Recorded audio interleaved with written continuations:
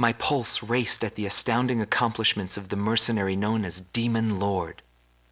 I forgot about my job and read everything I had on hand. Around the time Demon Lord received his nickname, South Belka showed signs of weariness regarding the war. Because the region was set up as a defense line to protect the birthplace of Belka in the north, the people's dissatisfaction had reached a climax. The cities declared themselves demilitarized and peacefully surrendered to the Allied forces. Unable to establish a defensive position, the Belkan army kept retreating to the north. The end of the war was fast approaching. I was given an opportunity to interview the former aces of the Belkan Air Force.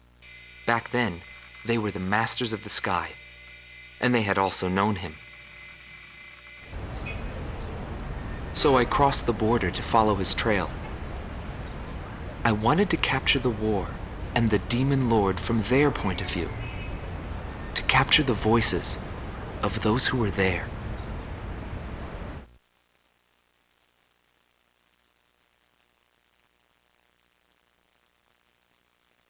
Indigo Team Commander, former member of the Belkan Air Force, 7th Air Division, 51st Tactical Fighter Squadron, Dmitri Heinrich, an ace whose precision and grace in flying earned him the title of Blue Heron. Today he has his hands full with the family business. That day, right before I deployed, my airspace assignment was changed. Initially, my squadron was assigned to the stable Eastern Front. That was changed to Area B7R, the round table where casualties were recorded at a fearsome pace. It's also the place where I met him. It was just 2 planes, him and an Eagle. And yet our lead force didn't stand a chance against them. I could tell he was good, and it was going to be bad for us. But there was something else I noticed. He hesitated.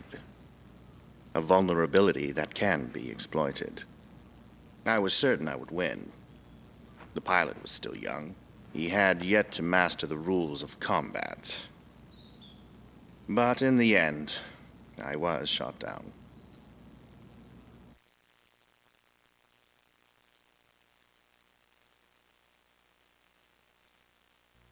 Gelb Teams Number 2, former member of the Belkan Air Force, 5th Air Division, 23rd Tactical Fighter Squadron, Rainer Altman.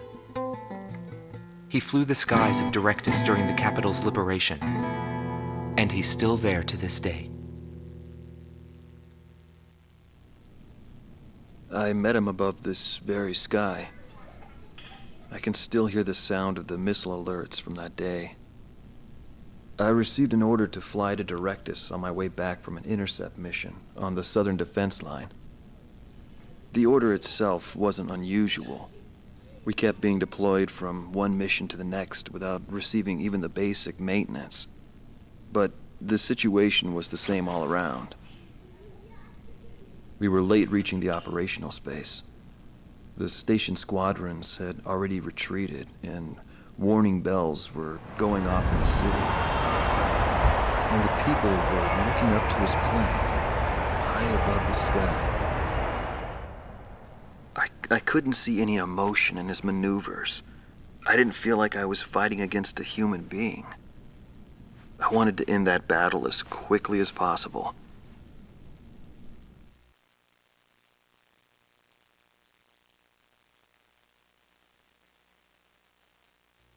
Silber Team Commander, former member of the Belkan Air Force, 51st Air Division, 126th Tactical Fighter Squadron, Dietrich Kellerman. He was once the top ace at Belka and a fiery instructor at the Air Force Academy. In 1995, the Belkan Air Force sent him to the front lines to bolster troop morale. He was good. From what I'd heard about him, I thought he was still just a young mercenary. But he matured since then. He still wasn't perfect, but I could see he had come a long way towards understanding the rules of combat. What's important on the battlefield is to let go of hate, to survive, and to adhere to the rules you've set for yourself. These are the rules I've taught my students. And when I saw him, I could tell my time was done. A new generation had inherited the sky. There was no more need for an old soldier like me. Every time I flew with him, his skill stood out. He was unstoppable. He was cool-headed and proud. A combat professional. Demon Lord fit him perfectly. Maybe the man was blessed by the goddess of war. Before long, everyone had taken notice of him. More and more would show up to watch him go off on sortie. Mercenaries or maintenance crew, it didn't matter. People wanted to burn his image to their memories. Hell, they weren't the only ones.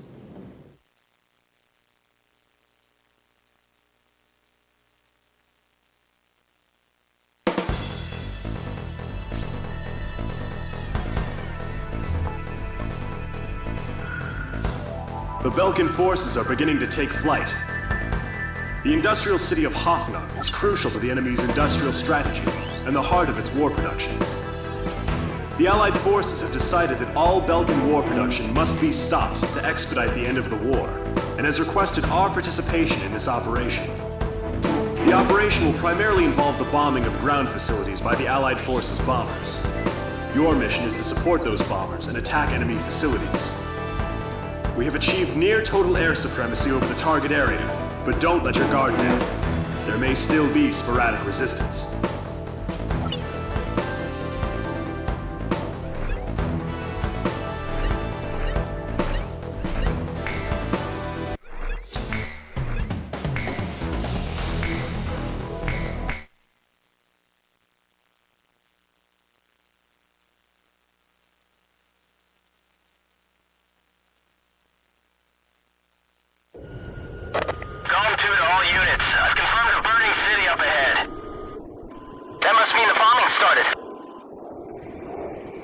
Cover the Allied bombers. Eliminate all ground and aerial threats. Let's move. Copy that.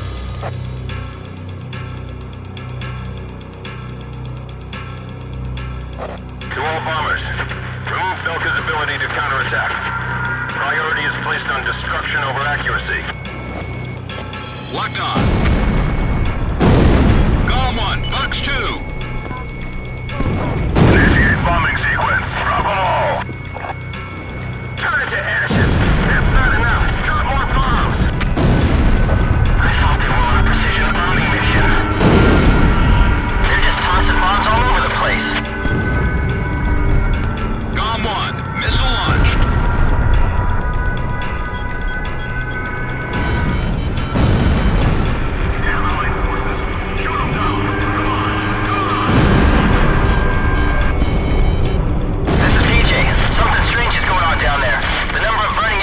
Suddenly increased. Attention Allied fighters. Our tank unit's advancing to Sector 2, but some Belkan planes are giving us trouble.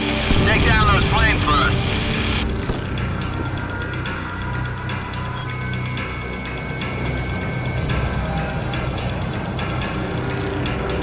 A tomahawk just hit the city. Are those guys serious?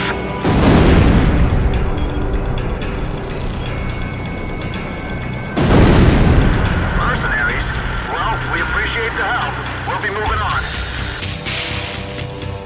Burn down the entire city! Set fire to the buildings on your way out!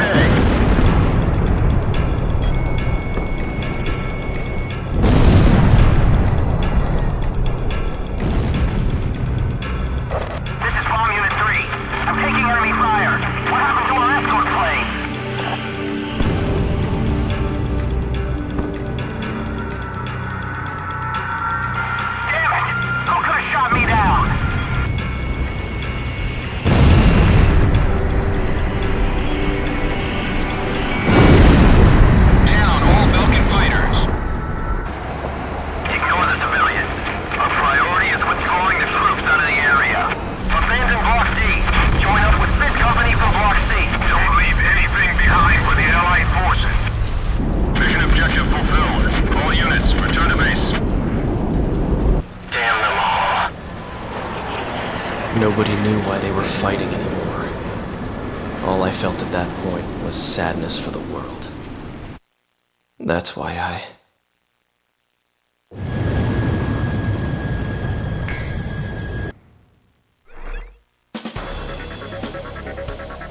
Pursued by Allied forces, the Belkan forces have taken flight, abandoning Hoffnung. Without military production capabilities, Belka is in a bind.